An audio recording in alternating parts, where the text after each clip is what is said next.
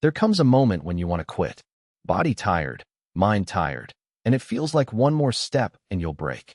In that moment, the tool that pulls you through is already inside your head. You just probably don't know how to assemble it. This technique has been used for decades by special forces and ultramarathon runners, and the science of the last 40 years has shown why it works, but only under 3 conditions. By the end of this video, you'll know what those 3 conditions are, and why for most people the method fails precisely because of how they apply it. For a long time, the answer to why does one person finish and another quits was simple. Character, willpower, discipline. You either have it or you don't. If you broke under pressure, you were weak. Grit your teeth and train to be tougher. This model is convenient. It's simple, and it explains almost everything except how to work with it. Because if willpower is just a personality trait, the advice, endure, is useless. You either can or you can't. In the 1990s, this picture started to crack. Not because character doesn't exist, but because it turned out that what we call willpower in the critical moment is not a trait of personality. It's a specific process in the brain. A recalculation. The brain decides one question every few seconds. Keep going or stop. And this recalculation can be influenced, not by self-talk, by very specific memories. That's where the idea came from that you should have a pre-assembled collection of these memories. A list of victories. A list of hard moments you've already survived. The metaphor is this, a cookie jar. In a hard minute, you reach into the jar, pull out one cookie, one specific memory, and it gives you the next 10 steps. The metaphor was coined by a man who grew up in poverty, for whom the cookie jar at home was the one guaranteed source of joy. When he became an ultramarathon runner and started running races at the edge of survival, he applied the childhood image to a real task. And it worked. A few years later, science began to figure out why. The first thing to understand is where the line is at which a person quits. For a long time, it was thought that this line was set by the muscles. Glycogen runs out, lactic acid builds up, that's it, physics. But in 2004 and 2005, the British Journal of Sports Medicine published a series of 5 linked papers. They described what is now called the central governor theory. The core of the theory is this. The line at which a person feels, that's it, I can't anymore, is set not by the muscles. It's set by the brain, in advance, with a reserve, to protect the body from what the brain considers dangerous. So the subjective feeling of fatigue is not a report from the muscles. It's a signal from the brain, which has calculated the risk and decided to ease off. The muscles can still go. This explains strange phenomena. The final sprint on the last kilometer of a marathon. Second wind. Sudden strength in a dangerous situation. They all show one thing. The brain has a reserve, and it releases it when the assessment of the task changes. The main question is how to change that assessment in the right moment. And here the classic of psychology comes in. In 1977, in one of the most cited articles of the 20th century, the theory of self-efficacy was formulated. It is the belief that you are capable of carrying out a specific action, not general self-confidence. The specific, I can get through this section. And the key part, this belief has 4 sources, ranked by power. In first place is personal past experience, the things you have already done and finished. Then come watching others, words of support, and emotional state. But it is past experience that is the strongest, by a wide margin.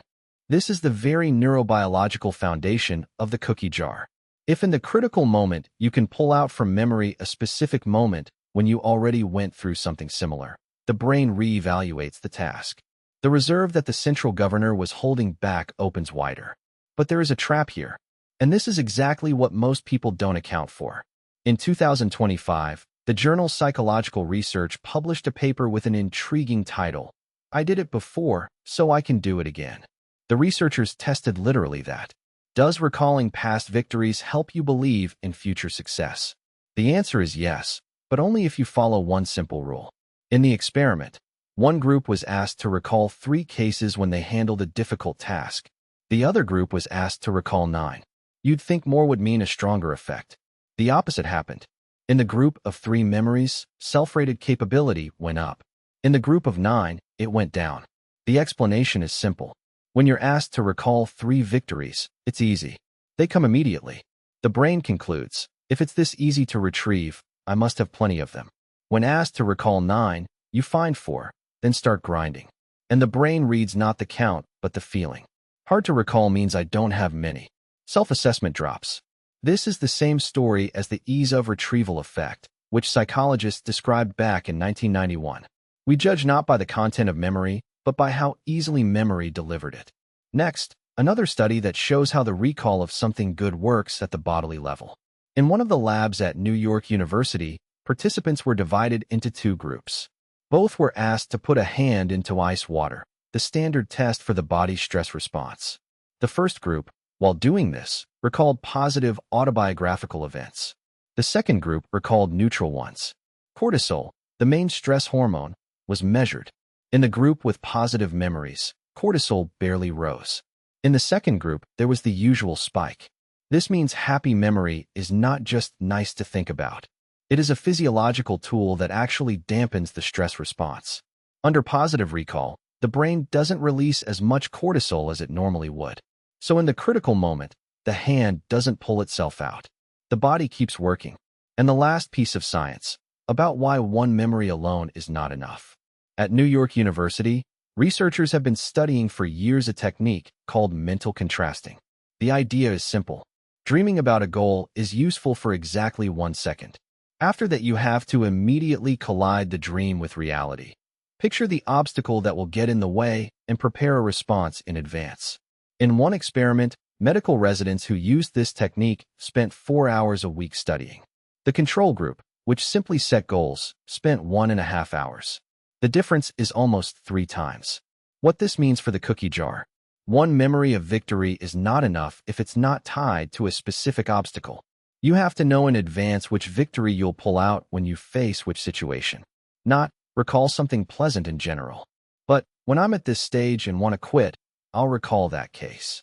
By the way, this technique has a very ancient ancestor.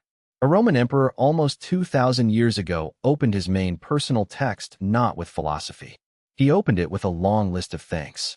17 entries about who taught him what, and what qualities he saw in those people. That's a form of the same jar. A listing of what you already have. A resource you can turn to in a hard moment. So the technique is not new. The science of the last 40 years simply explained why exactly it works. Out of all this research, 3 rules emerge. These are the 3 conditions without which the method fails. First rule, the list of victories has to be short. 3, at most 5 entries. Not 15, not 20. If you try to write down everything good that has happened to you, you'll run into the ease of retrieval effect. Recall will get hard, and the brain will conclude that you don't have many victories. You'll get the opposite effect. 3 to 5, that's the amount that comes immediately and leaves the feeling, I have plenty of these. What counts as a victory? Not an Olympic medal. Anything heavy from your past that you got through fits. An illness you recovered from. A project that seemed impossible and you closed it. A relationship in which you held on. A state you came out of on your own. The key is that it has to be yours, specific, and you have to remember how hard it was at the time. Second rule, recall has to be multisensory. Not, I remember that I did it, but what you saw, what you heard, what you felt in the body, what the weather was like, who was standing nearby. The further the memory goes into details, the stronger it fires in the critical moment. The cortisol experiment showed exactly this. It's not the memory itself that helps, but its density. The more sensory information, the stronger the physiological response. This means in advance, in a calm moment, you have to sit down and work through each of your 3 memories. Close your eyes. Reconstruct the details. Walk through the sensations. Put this picture in your head so that in the critical moment it rises whole, not in fragments. Third rule, the preparation is done in advance. In the critical moment, the brain is busy. It's hard for it to simultaneously resist the urge to stop and dig through the memory archive. If you try to assemble the cookie jar at the very minute you're breaking, you won't assemble it. So work with this technique splits in 2. The first part is collect, write down, work through. This is done in a calm moment, in advance. The second part is pull out at the right time. This works only if the first part is already done. And here a key addition from mental contrasting. It's not enough just to have a list of memories. To each obstacle you can foresee, a specific memory should be tied. You decide in advance, when I'm on this hard section, I'll pull out this memory. When I face this obstacle, I'll pull out another. This turns the jar from emotional comfort into a working tool. What to avoid? Don't try to apply this technique to everything. If you use it every time you're a little tired, it will wear out fast. Memories fade with frequent use.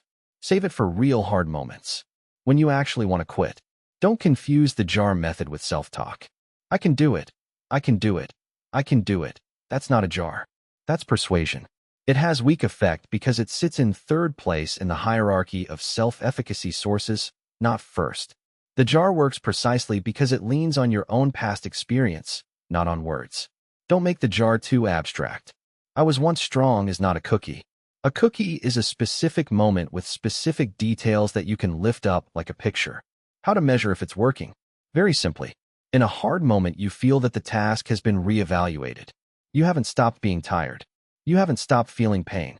But the decision to keep going becomes possible. What looked like this is the end becomes a little more. That's the opening of the reserve the central governor was holding. In short, what we call willpower in the critical moment is the brain recalculating whether it can keep going. And this recalculation can be steered with specific memories of past victories. The main source of belief in yourself is your own lived experience. And this experience has to be collected in advance, in a small quantity, and worked through across the senses. First, a list of 3 to 5 victories, not more. 9 breaks the effect. Second, each victory worked through in detail as a living picture. Third, the preparation is done before the hard moment, not inside it. And each victory is tied to a specific anticipated obstacle. A concrete action for this week. Sit down once in a calm minute. Write out 3 cases when you got through something truly hard.